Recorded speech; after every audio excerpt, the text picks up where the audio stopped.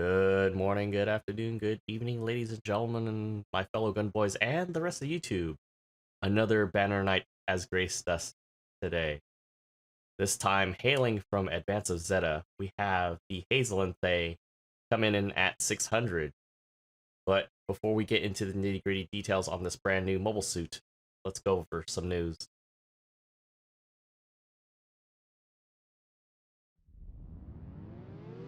Alright, ladies and gentlemen, with this update, we have GBO days picking up during the first Thursday, technically Wednesday for us in North America.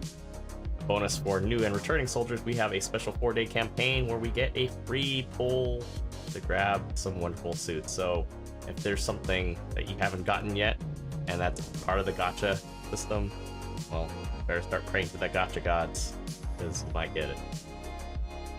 On top of that, we also have a limited supply drop for the Gyoguk Stutzer level 2, which brings it up to 500, I believe. I believe its base is at 450. Correct me if I'm wrong, and don't pick me literally. But we also, on top of that, get the Beam Saber at level 2, specifically for the suit. It's very solid. Definitely a high skill mobile suit that, even for me, I kind of struggle with the extra bulk, but in more capable hands, it's definitely a threat to not ignore on the field. Some changes coming to the recycle ticket counter. We are getting the Nero Trader level 1, level 2, which is 450 and 500 respectively, so it's pretty neat. Very solid raid unit. Also one of the few raids that actually got a heavy attack. I don't believe it's the first, but it's one of the early ones that got it. So very, very speedy, very flexible suit for what you get with it. I would definitely recommend getting it if you have the tickets to spare. Because of our banner suit, we also have the Fudaru. I know I'm mispronouncing it, but the test theme sticker for it. Some changes coming to the DP exchange. We are getting the level 3 of the Psycho Zaku from Thunderbolt, as well as its big rival, the Full Armored Gundam, also from Thunderbolt, level 3. I don't recall the costs, but I know the Thunderbolt is pretty speedy now with the Shield Mastery skill not being slowed down or stunned, for that matter. Psycho Zaku, I think, still has some play, but a lot of those suits, both of them respectively, are fairly old and may not necessarily hold up in their respective cost ranges for that level 3, but still can be fun among friends. So if you want to add that collection, it's there. We are also getting the Gabaldi Beta FS level 1, level 2 to the store. It does not have a melee controller, but it does have a lot of range options to kind of supplement that. Definitely still a threat on the field to deal with. So on to our main event. All right, ladies and gentlemen, we have the 600 cost 3-star general, the Haze'n-thley, or Haze'n-thley, as it should be pronounced. I'm pretty bad with names, sorry. I know they both, like I always make a mistake, but they had a typo. It's a 600, not 550. But anyways, it is part of the TR project, very much like the Hazel and Hazel 2. This is now a TR6, so it combines with the Wound War and I think TR5 parts, if my memory serves me correct. Installation of Reforged parts. The upper body has been redesigned from the DM Quell, which is the base machine of the TR1. And still has Hazel in there a little bit, even though it's kind of butchered if it doesn't have it. It has a unique skill, called the CS Booster Eye Field. It not only provides offense but defensive capabilities, and it's a ground and space unit. So pretty neat. If you are pulling 10 spins for this suit, you do get a chance to get the Titan's normal suit, the black and red. Pretty cool. Otherwise, I would say single pull might be the way to go. But I'm pretty excited since, well, knowing my crazy butt, I've been trying to bring the Hazel Custom into 600 for a long time, but it does kind of see some limitations, especially with the variety of weapons and opposition that 600 does bring, it's not very smart of me to try to do that.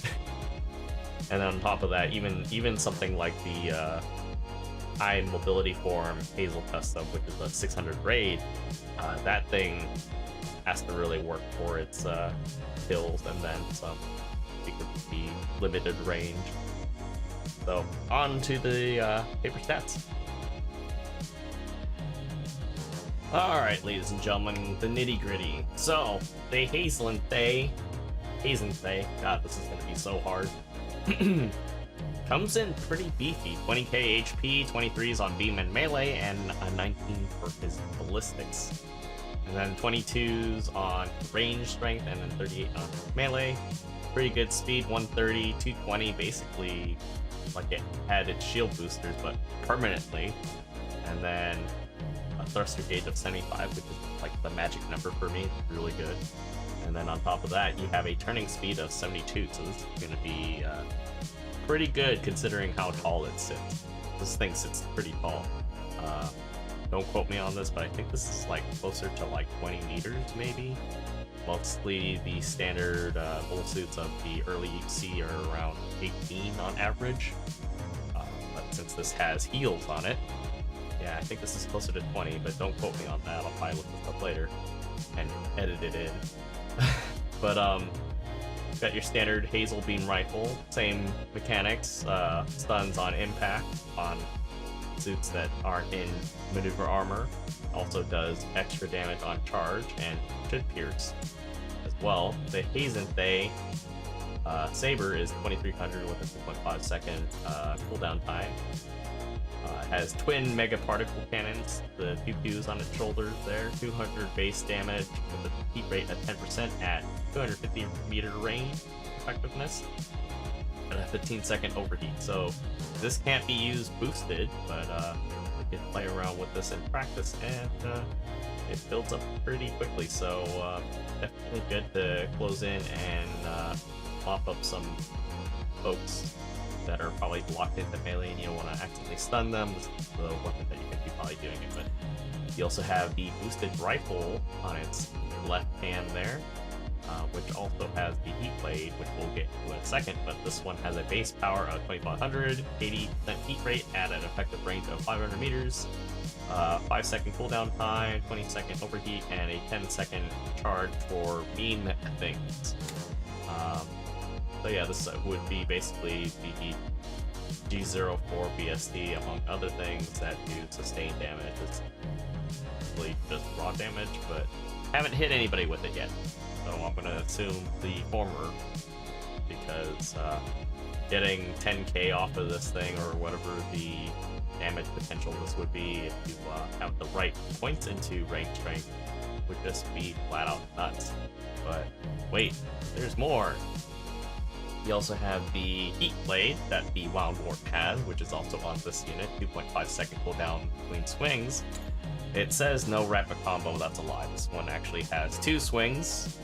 So if you think of Modify Rick DJ and other suits that have 2 melees, well, this thing is gonna be nutty. Please keep it. This looks like a lot of fun. But we'll get around it or two in it for sure. Pretty much the usual fixings, like shock absorber 3, high performance radar, pretty standard. Has a roll, leg buffer 3s, which is pretty crazy. Usually the Hazel only has, I think, leg buffer 1 or 2. This, I guess, adding heals gives it leg buffer 3. I'm not complaining. Just makes me excited for the Advance of Hazel, because those are basically the platforms that it sits on. Maneuver armor level 1, pretty standard, I think, for something of its size, and considering that it's going to be a frontliner of some sort. You also have explosive reactive armor, anti-blast stabilizer, so it's pretty good. You also have the unique skill that I mentioned earlier, the CS Booster Eye Field skill, which reduces HP loss by 70% when the left arm's composite shield booster suffers a ranged beam attack and cancels stagger. So, pretty neat. And it's only effective basically the thruster gauge will decrease according to the resulting stagger, and no skill effects can be activated while overheating at first. Not sure how that's going to go into practice, but I do feel like if I want to eventually at some point throw points into thruster gauge, maybe, just because you want to not only mitigate this skill, but probably take more advantage of the maneuver armor 1, even though maneuver armor 1 is better than no maneuver armor. Balancer is pretty standard. Melee combo 1, Amblock, Force Injector 2, Flight Control, so this thing's gonna be nasty with some verticality, and it also has a back add-on buffer too, so buffers all around, very tanky. Definitely seems like a lot of fun. I've played around with it very briefly in practice mode, and it's basically like a taller Hazel, but possibly more fun.